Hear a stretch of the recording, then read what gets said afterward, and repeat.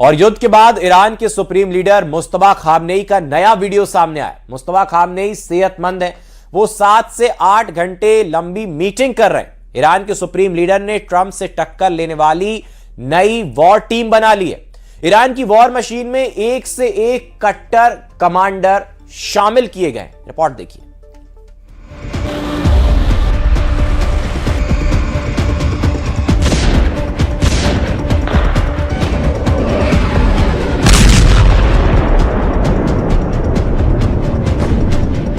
चौबीस घंटे पहले ट्रंप ने दावा किया कि ईरान सरेंडर करने वाला है। 24 घंटे बाद ट्रंप धमकी दे रहे हैं कि ईरान को भस्म कर डालूंगा।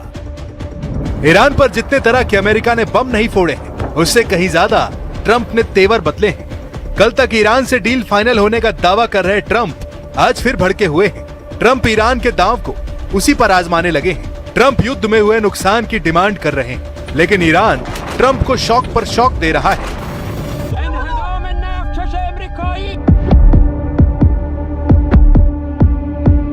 ईरान ने अपने सुप्रीम लीडर की वॉर मीटिंग का गुप्त वीडियो रिलीज कर दिया है।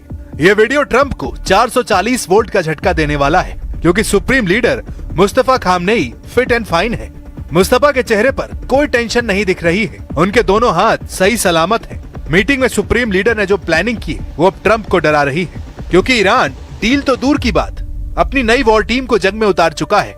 इसके साथ एक बात और क्लियर हो गई है, वो ये कि ईरान के सुप्रीम लीडर का रुतबा बरकरार है। ईरान के सुप्रीम लीडर की हनक साफ है, उनके घायल होने और मौत की अफवाह खारिज हो चुकी है। मुस्तफा खामनेई ने युद्ध का रिमोट कंट्रोल थाम लिया है, जिससे ट्रंप का सीज फायर प्लान फुस हो गया है। ईरान की वॉर मशीनरी में बड़ा फेरबदल हुआ है। मुस्तफा खामनेई ने 6 टॉप कमांडर बदल डाले हैं। अब कौन बना किसका बॉस जानकर ट्रंप दहल गए हैं। ईरान की मेहर न्यूज एजेंसी की रिपोर्ट के मुताबिक देश के सभी सशस्त्र बलों की कमान संभालने वाले नेता अयातुल्ला सैयद मुज्तबा हुसैनी खामनेई ने सेना के 6 बड़े पदों पर नई नियुक्तियां की हैं, जिनमें ईरानी सेना के elite Islamic revolutionary guards corps के चीफ का नाम भी शामिल है। ईरान की नई वॉर टीम में IRGC के commander in chief Ahmad Vahidi बनाए गए हैं। IRGC के डिप्टी कमांडर का नाम मुस्तफा इजादी है। IRGC नेवी कमांडर का पद अली ओमाजाई को दिया गया है। ईरान की बसीज फोर्स के चीफ अब हुसैन तायब हैं। ईरान के चीफ ऑफ स्टाफ का नाम अली अब्दुल्लाही है। वहीं केमार्स हैदरी ईरान सेना के डिप्टी चीफ ऑफ स्टाफ हैं। सुप्रीम लीडर ने वॉर टीम बनाने में अच्छा खासा टाइम लिया है। उन्होंने वॉर टीम के ऐलान के बाद राष्ट्रपति पेजेशकियान से 7 घंटे तक बातें की हैं। सुप्रीम लीडर से मीटिंग के बाद प्रेसिडेंट ने दुश्मनों को उनका मैसेज दिया है। ईरान ने साफ किया है कि वो युद्ध में मजबूती से टिका हुआ है। नई वॉर टीम ईरान को युद्ध में जीत दिलाने के लिए बनाई गई है। دیدار بسیار خوبی بود.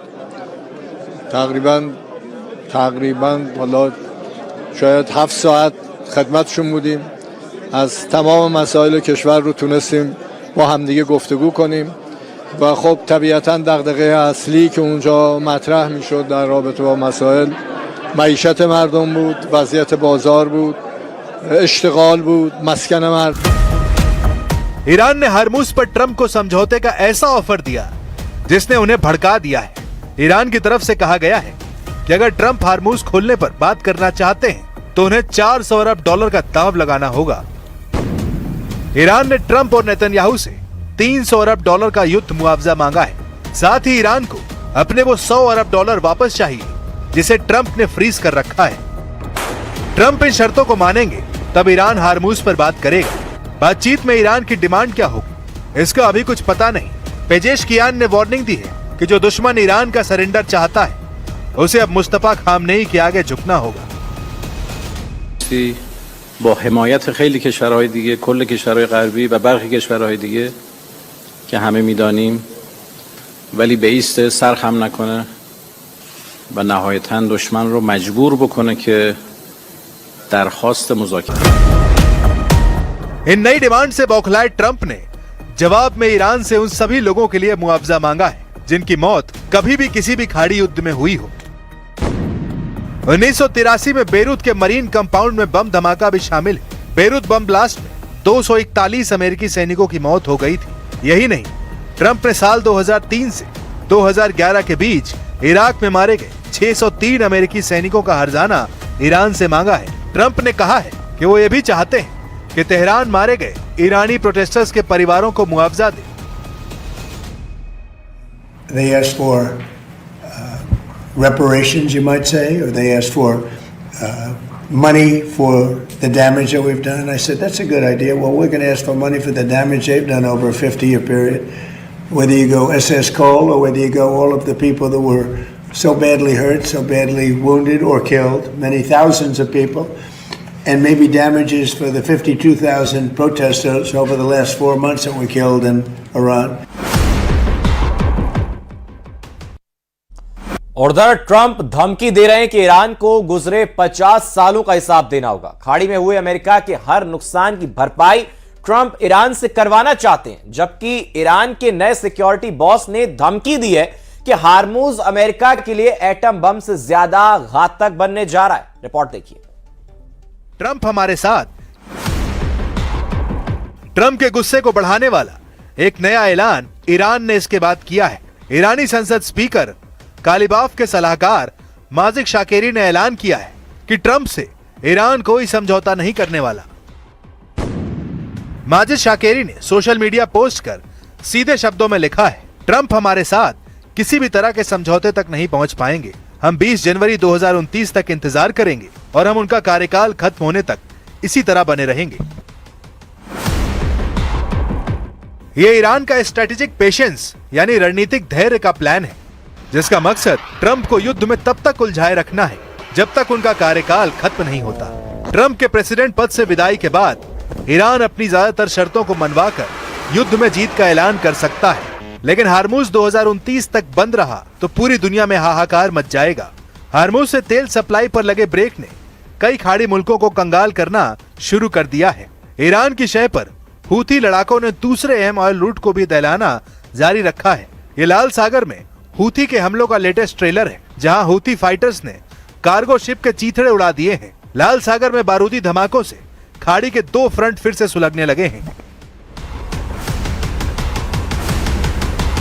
यही वो 2 फ्रंट बारूदी धमाकों से दहल रहे हैं। यमन के लड़ाका हूथी तेल रूट बॉब अल मंदेब में दुश्मनों के जहाजों को तबाह कर रहे हैं। इधर इजराइल लेबनान में हिजबुल्लाह को सिर उठाने की मोहलत नहीं दे रहा है, मगर मार बराबर की है। हूथी के हमले ज्यादा सटीक और विनाशकारी दिख रहे हैं।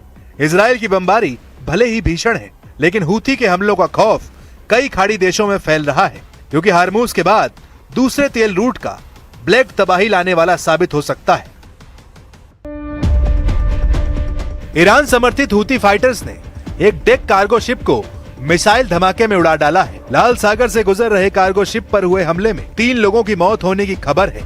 यमन मिलिट्री ने इस हमले की डिटेल रिलीज कर बताया है कि बॉब अल मंदेब से हूथी की परमिशन के बगैर गुजरना अब खतरे से खाली नहीं है।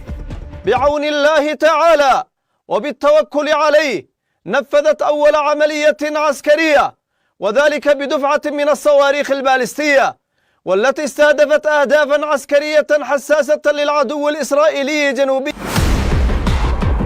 ईरान की नई वॉर पॉलिसी के मास्टरमाइंड कमांडर मोहसिन रेजाई माने जा रहे हैं, जिन्हें सुप्रीम लीडर मुस्तफा खामनेई ने ईरान की सिक्योरिटी का सुपर बॉस बनाया है। रेवोल्यूशनरी लड़ाकों के पूर्व कमांडर इन चीफ रहे मोहसिन रेजाई ईरान के नए सिक्योरिटी चीफ बनाए गए हैं। रेजाई को ये पद बाकर जोरगाद्र की जगह मिला है। रेजाई ईरान के सबसे कट्टर जनरलों में से एक माने जाते हैं। मोहसिन रेजाई ने अमेरिका और इजराइल से लंबे समय तक युद्ध जारी रखने का प्लान बनाया था। एक बात जो कमांडर रेजाई को सबसे खास बनाती है वो है उनका काउंसिल में सुप्रीम लीडर का प्रतिनिधि होना, यानी रेजाई के पास डबल पावर, जिससे वो ईरान की पूरी मशीनरी पर कंट्रोल कर सकते हैं। ये कमांडर रेजाई ही थे जिन्होंने हार्मूज को एटम बम के बराबर का हथियार बताया था। अब वही कमांडर ट्रंप से टकराएगा, वही कमांडर नेतन्याहू की प्लानिंग खराब करेगा। कमांडर रेजाई युद्ध का रुख किस ओर ले जाते हैं अभी वक्त बताएगा, लेकिन सीरिया में एक मुकदमे पर आए फैसले ने कई देशों की टेंशन बढ़ा दी है, क्योंकि कुछ दिनों से साइलेंट दिख रहे सीरियाई अखाड़े में फिर घमासान का ग्राउंड तैयार हो गया है।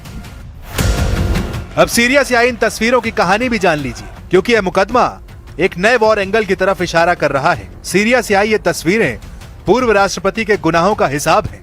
पिंजड़े में कैद दिख रहा आदमी कभी सीरिया का सबसे खूंखार ब्रिगेडियर जनरल था, लेकिन अब उसी के सिर पर मौत नाच रही है। सीरिया की अदालत में सिविल वॉर के दौरान वॉर क्राइम और इंसानियत के खिलाफ क्राइम के आरोपों में दोषी ठहराए जाने के बाद पूर्व राष्ट्रपति बशर अल असद को मौत की सजा सुना दी है। असद दिसंबर 2024 में तख्ता पलट के बाद परिवार समेत मॉस्को भाग गए थे, लेकिन अहमद अल शरा की हुकूमत ने असद पर मुकदमा चलाकर उन्हें फांसी पर टांगने के बंदोबस्त कर लिए हैं। असद के साथ कोर्ट ने आतिफ नजीब को भी मौत की सजा सुनाई है। आतिफ नजीब जनवरी 2025 में गिरफ्तार किए गए थे। नजीब 2011 के विद्रोह के एपिसेंटर दारा में पॉलिटिकल सिक्योरिटी के हेड थे। उस वक्त उनके एक्शन को इंसानियत के खिलाफ क्राइम साबित किया गया था। आतिफ नजीब बशर अल असद के ममेरे भाई हैं। आतिफ नजीब सीरियाई सेना के पूर्व ब्रिगेडियर जनरल हैं। बशर अल असद ने अपने पिता की मौत के बाद साल 2000 में सत्ता संभाली थी। असद के पिता हाफिज अल असद ने करीब 30 साल तक सीरिया पर शासन किया था। बशर अल असद ने दिसंबर 2024 में पद से हटाए जाने तक सत्ता संभाली थी। सीरिया में साल 2011 में गृह युद्ध शुरू हुआ था। इसे असद की सेना ने ताकत के बल पर कुचल दिया था। यह अशांति तेजी से पूरे देश में फैल गई थी, जिसका फायदा उठाकर तुर्की ने सीरिया में अपने पसंद के अहमद अल शरा को तख्ता पलट के लिए उकसाया। तब कमांडर जुलानी के नाम से कुख्यात रहे अल शरा ने कई लड़ाका ग्रुप की संयुक्त सेना बनाकर असद सरकार को उखाड़ फेंका। हालांकि असद मॉस्को भागने में कामयाब रहे। पहले भी बशर को पुतिन का सपोर्ट मिलता रहा। हालांकि अब बदले हुए हालात बशर कितने दिन तक सलामत रह पाएंगे, ये पुतिन के फैसले से तय होना है, क्योंकि हाल ही में अहमद अल शरा ने पुतिन से मुलाकात कर दोस्ती बढ़ानी शुरू कर दी है। लेकिन अल शरा की ट्रम्प से नजदीकियों को पुतिन नजरअंदाज करने को तैयार नहीं। खासकर तुर्की के एर्दोआन पर पुतिन भरोसा करने वाले नहीं, क्योंकि तुर्की ने अमेरिका से F-35 डील करने के लिए पुतिन को धोखा दिया है, जिससे सीरिया फ्रंट के एक बार फिर बारूदी बैटल ग्राउंड बनने के सिग्नल मिलने लगे हैं।